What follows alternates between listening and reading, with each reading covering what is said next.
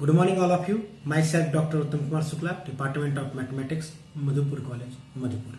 बच्चों, आज मैं आप लोगों के लिए डिफिनिट इंटीग्रेशन के कुछ महत्वपूर्ण सवाल लेके आया हूं और उस सवाल को कैसे बनाएंगे वो मैं बताऊंगा। और ये सभी सवाल आपके एग्जाम के लिए बहुत ही महत्वपूर्ण है। इसे आप लोग बढ़िया से देखिए और अपने से स्वयं बनाइए।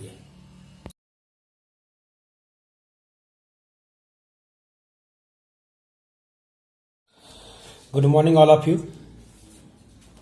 पिछले क्लास में हम लोग डिफिनिट इंटीग्रेशन का first method by limit of sum पढ़े थे। आज हम लोग डिफिनिट इंटीग्रेशन के सवाल को बनाने का सेकेंड मेथड जो है, second method second fundamental theorem, वो पढ़ेंगे। पिछले क्लास में भी मैंने सेकेंड फंडामेंटल थ्योरम का थोड़ा हिंट्स दे चुका था आप लोगों को। सेकेंड फंडामेंटल थ्योरम के सवाल बनाना बेहद ही आसान है, क्योंकि हम लोग जब इनडिफिनिट इंटीग्रेशन पढ़े थे, टोटल प्रोसेस इनडिफिनिट इंटीग्रेशन का ही रहता है। सिर्फ इनडिफिनिट इंटीग्रेशन में हम लोग F of X D X का इंटीग्रेशन करने पर हम लोगों को आता था F, capital F of X plus सी।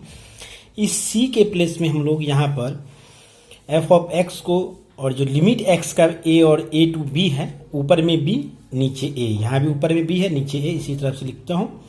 और हम लोग ये जो इंटीग्रेशन एफ ऑफ एक्स का इंटीग्रेशन करने वाला जो रिजल्ट आता है, पहले बी वाले वैल्यू को रखते हैं उसमें एक्स के प्लेस पे, उसमें सब्ट्रैक्ट करते हैं, फिर ए वाले वैल्यू को रख के जो हमारा रिजल्ट आता है वो फाइनल रिजल्ट होता है।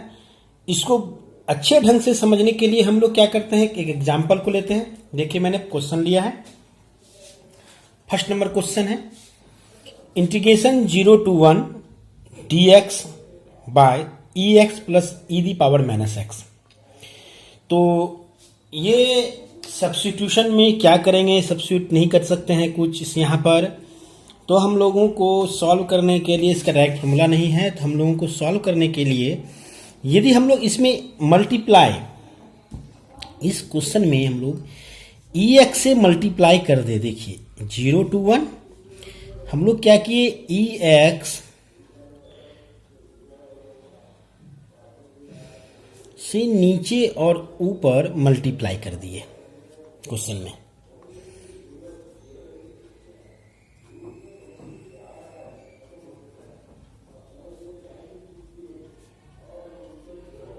नोमिनेटर एंड डिनोमिनेटर में। अब देखिए हमारा रिजल्ट क्या हुआ, 0 to 1 E x D X और नीचे आया E the power 2x plus 1 multiply होने के बाद। अब यहां पर हम लोग यदि सपोज करिए z equal to e x मान लेंगे और उसका डिफ्रेंशिएट करेंगे, तो ये ऊपर वाले प्लेस पे हमारा dz आ जाएगा और नीचे हो जाएगा z स्क्वायर प्लस 1। तो 1 बाय जेड स्क्वायर प्लस 1 का इंटीग्रेशन tan इनवर्स z होता है। ये फॉर्मूला हम लोग पढ़े थे, तो उस तरह से हम लोग इसको सॉल्व कर सकते हैं। चलिए अब इसको भी करते हैं। और यहां पे हम लोगों को यह ध्यान देना है, जब भी इंटीग्रेशन हम लोग बनाएंगे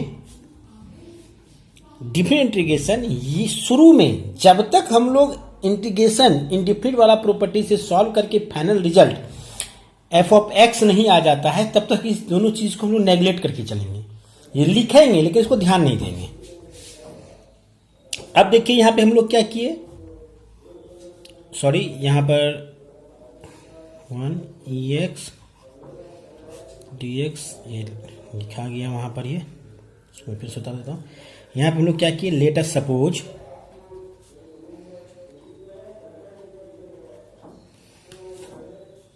z equal to e x, then d z by d x equal to e x. यहाँ पे हम लोग ये भी लिख सकते हैं, then differentiation with respect to x. हमारा ये आया। नेक्स्ट स्टेप हम लोग लिख सकते हैं d z equal to e x D x, इसको हम लोग मान लिए 1, नाउ फ्रॉम 1 नाउ फ्रॉम 1, तो ये क्या हो गया 0 से 1, EX DX के स्थान पे हम लोग DZ लिख सकते हैं बाय Z² + 1। हमने क्या कहा था, इसका इंटीग्रेशन करना है, इस दोनों को हम लोग नहीं लेके चलेंगे। तो हमारा ये आ गया, इसका tan इनवर्स Z/A, तो A के स्थान पे यहाँ क्या है 1 है, तो tan इनवर्स सिर्फ Z हो जाएगा।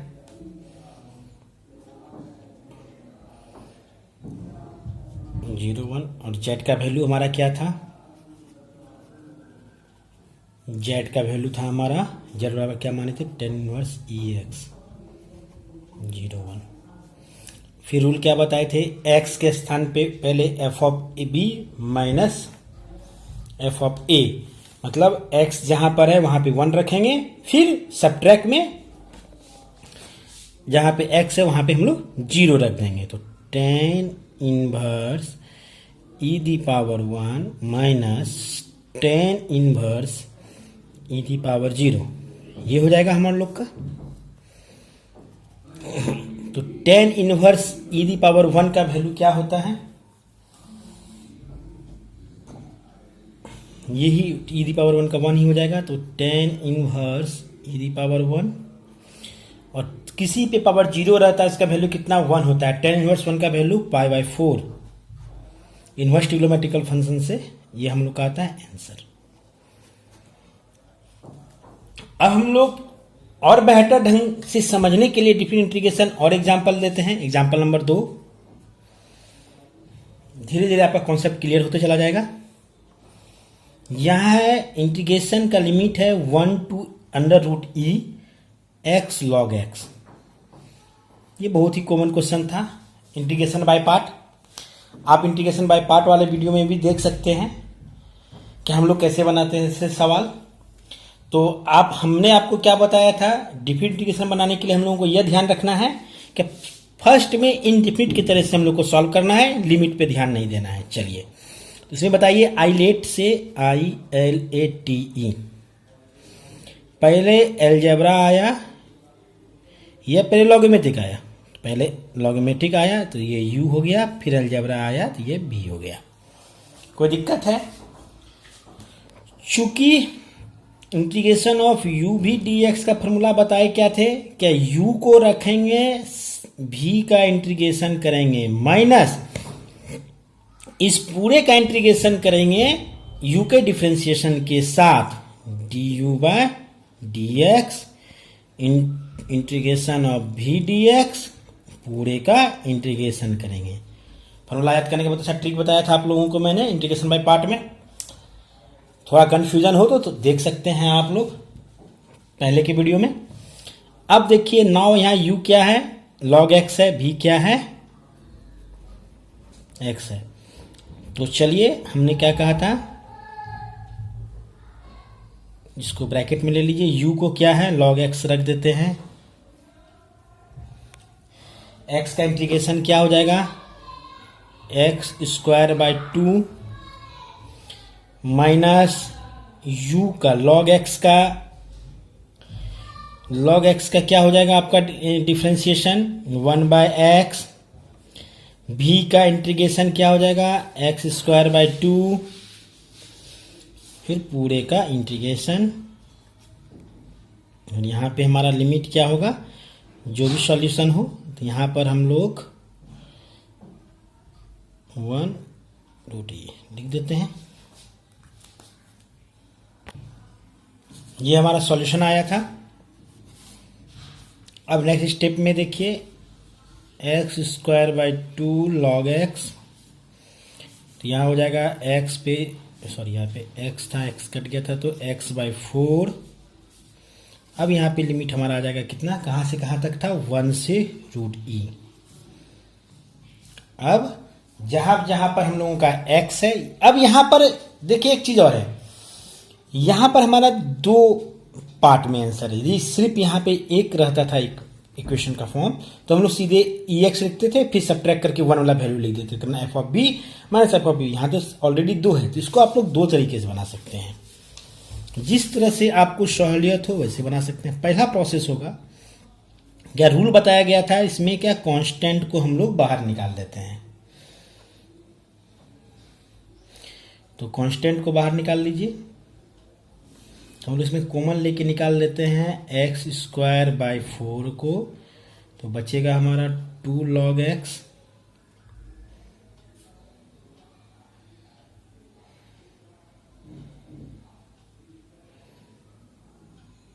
कोई फायदा नहीं है इसको निकालने से।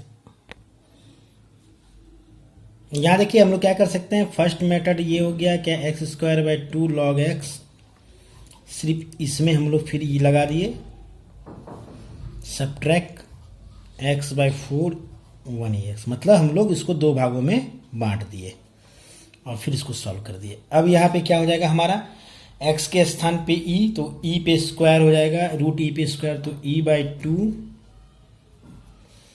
और log e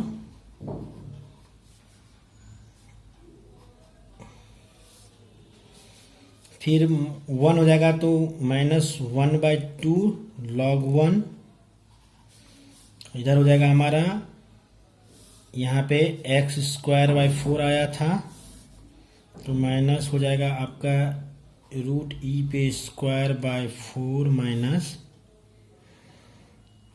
1/4। तो अब हमारा सब सॉल्यूशन क्या हो गया, यहाँ देखिए log 1 का वैल्यू 0 और यहाँ पर log e/2 log e पे 1/2 लिख सकते हैं इसको, और ये तो 0 ही हो गया। इधर आपका e² e/4 प्लस 1/4 आ जाएगा, और हमारा ये इधर आ गया, तो e/4 log e का वैल्यू 1 होता है, माइनस e/4 प्लस 1/4, ये कैंसिल, तो आंसर हमारा हो गया 1/4। पहला आप हम लोग यहाँ पे क्या किए कि ये दो फंक्शन को, ये लिमिट इसके साथ फिर ये लिमिट इसके साथ अलग अलग भाग में बांट दिए। यहाँ पे 3 फॉर्म आता f(x) फंक्शन का, तो उसको भी हम लोग 3 भागों में बांट देते और सॉल्व कर लेते। ये एक इजी मेथड है। दूसरा आप ऐसे भी सॉल्व कर सकते हैं कि पूरे को एक ले लीजिए, सेकेंड प्रोसेस और फर्स्ट प्रोसेस।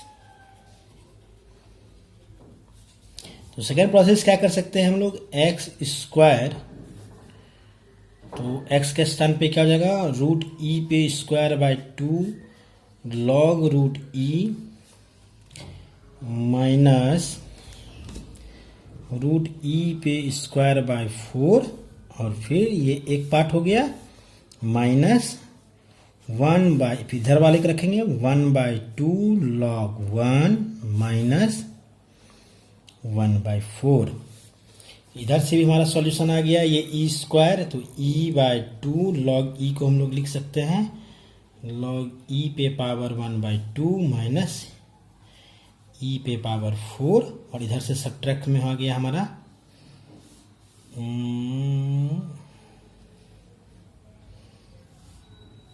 माइनस 1/4, log 1 का वैल्यू 0, माइनस माइनस प्लस 1/4 आ गया। इसका इधर आ गया e/4, log e का वैल्यू 1 माइनस e/4 प्लस 1/4, ये कैंसिल, आंसर आ गया हम लोग का 1/4। आप दोनों प्रोसेस से बना सकते हैं। यहाँ पे आपके लिए 2 ऑप्शन बनता है। फर्स्ट प्रोसेस में आप यहाँ पर इस 2 फंक्शन को अलग अलग पार्ट में कर लिए। इस वाले प्रोसेस में क्या किए हम लोग, इस पूरे में पहले ई वाला वैल्यू पुट किए, सब्ट्रैक्ट करके ये पूरा किए। जैसे आपको कैलकुलेशन करने में सहूलियत हो वैसे ही आप बनाइए। चलिए इस सवाल को और अच्छे ढंग से समझने के लिए हम लोग अब एक नेक्स्ट क्वेश्चन की ओर चलते हैं। इस टाइप का जो क्वेश्चन मैं अभी दे रहा हूं, क्वेश्चन नंबर 3, इस टाइप का क्वेश्चन आपके एग्जाम के लिए इंपॉर्टेंट है। ये ऊपर वाले सब क्वेश्चन जो हम लोग फर्स्ट और सेकेंड ऑप्शन था वो 12th क्लास के लिए इंपॉर्टेंट है। यूजी सेमेस्टर 2 के लिए इंपॉर्टेंट क्वेश्चन इस टाइप का रहेगा हम लोग के एग्जाम में।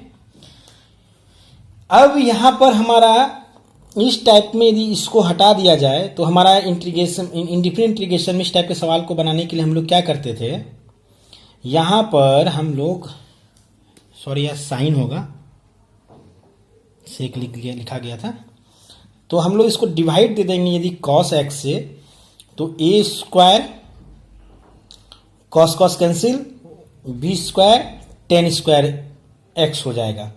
और यहाँ पर हम लोग क्या किए, कॉस स्क्वायर से नोमिनेटर एंड डोमिनेटर को भाग दिए, हमारा ये आया।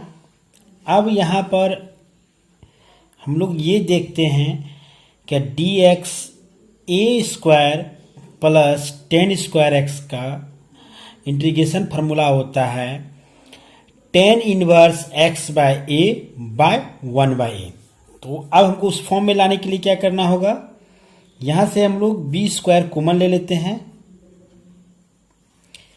तो 0 two pi by 2 sec square x D x by A square by B square plus tan square x. अब यहाँ पर हम लोग नेक्स्ट स्टेप में क्या करते हैं, सब्स्टिट्यूशन मेथड को यूज करते हैं। Let us suppose z equal to 10x,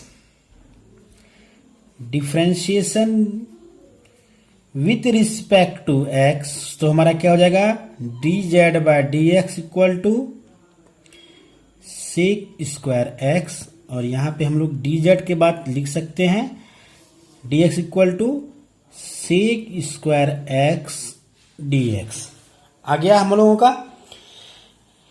अब नेक्स्ट स्टेप हमारा क्या होगा, अब इस इक्वेशन में हम लोग क्या करेंगे, इक्वेशन इसको यदि 1 मान लेते हैं, इसका value dz sec square x dx के स्थान पे हम लोग dz पुट करेंगे। चलिए देखते हैं। हमारा ये क्वेश्चन था, हमारा dz का वैल्यू आया था sec square x dx। Now equation 1 become 1 by B, यहाँ हमारा 0 से पाई बाय 2 था, 1 by B square sec square x D X के स्थान पे D Z by A square plus B square plus Z square. आ गया हम लोग का फॉर्मूला टेन इनवर्स वाले में। अब यहाँ पे देखिए हमारा लिमिट का वैल्यू क्या होगा, 0 से पाई बाय 2 होगा, नहीं 0 से पाई बाय 2 तो x के लिए था, z के लिए क्या होगा वो हमको निकालना होगा, लिमिट क्या होगा। हमारा क्या माने थे, चूंकि z इक्वल टू हम लोग माने थे 10x, if x equal to 0 तो z इक्वल टू क्या हो जाएगा 10 0 equal to 0। If x equal to pi by 2 तो z बराबर हो जाएगा 10 pi by 2 equal to undefined infinity. तो अब हमारा लिमिट यहाँ पे क्या हो जाएगा 0 टू इंफिनिटी। समझ में आ गया। देखिए हम लोगों का लिमिट चेंज जो हुआ वो कैसे किए, इस चीज को आप लोगों को याद रखना जरूरी है, क्योंकि हर सवाल में आपको जरूरत पड़ेगा। इस टाइप तरीके को सीख लीजिए आप लोग बहुत ही इजी तरीके से। अब हमारा फार्मूला क्या हो जाएगा, 1 बाय बी स्क्वायर कॉन्स्टेंट था, इसको बाहर रख दिए, इसका इंटीग्रेशन हो जाएगा 10 इनवर्स जेड बाय ए के स्थान पे यहाँ क्या है ए बाय बी और लिमिट क्या हो जाएगा 0 टू इन्फिनिटी। अब नेक्स्ट स्टेप क्या हो जाएगा 1 बाय बी स्क्वायर बाहर है, यहाँ हो जाएगा बी बाय ए, 10 इनवर्स बी ऊपर चला गया बी जेड बाय ए, हमारा 0 टू इन्फिनिटी। नेक्स्ट स्टेप में हमारा क्या हो जाएगा, इस कांस्टेंट को बाहर निकाल लेते हैं डिफरेंट इंटीग्रेशन में, तो b बाय ए और यहाँ हम लोगों का क्या बचा 10 इनवर्स बी जेड बाई ए। अब हम लोग क्या करेंगे, एक बार इन्फिनिटिव और एक बार जीरो रख के पुट करेंगे, बी कैंसिल, तो हमारा आ गया 1 बाय ए बी और यहाँ पे आ गया 10 inverse B multiply infinity by A minus 10 inverse B multiply 0/a।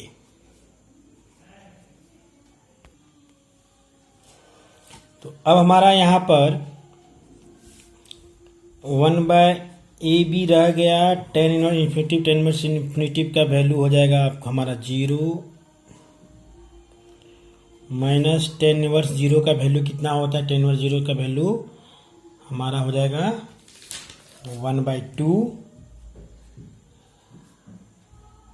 Sorry π/2 पे हमारा 0 आता है।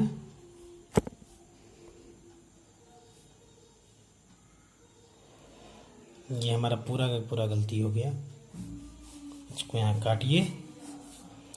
1/ab हुआ।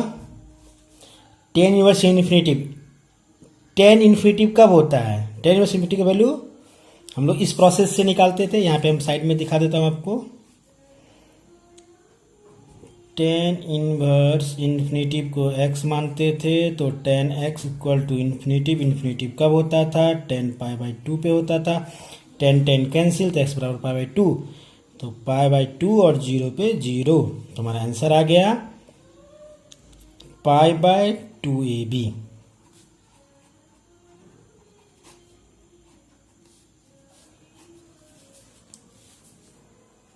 Thank you.